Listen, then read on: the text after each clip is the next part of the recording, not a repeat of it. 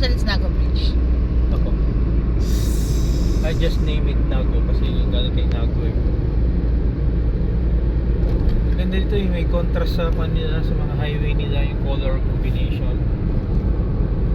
When they have to slow down or turn left, yun yung kanilang ano, meron silang red. Beaches is in Tanawa. And they're going north. Going north.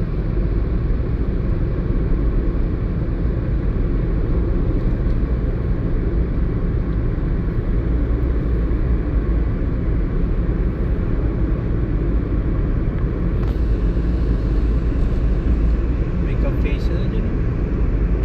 Hungry ka din naman. Dito na tayo. Kasi tas ano, Destination na tayo. Yeah. Kakayak ba? ano naman. Welcome to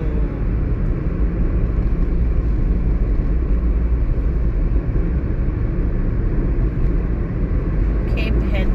Okay. Hedo. Okay. Street na daw siya eh. It's along the way naman to Hedo. Cape Hedo. So we went to Cape Masamo. And then we go to Cape Hedo. There's another cape I want to go to also. Ang ganda intersection. Go! Let's go. We went here kanina, we went there. Saan? 7-Eleven.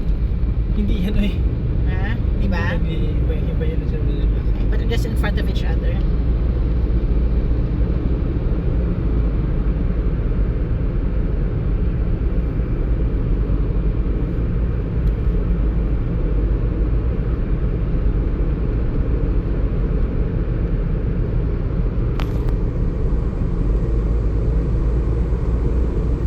Yan yung 16 minutes tayo? Yung destination? That's Ugimi.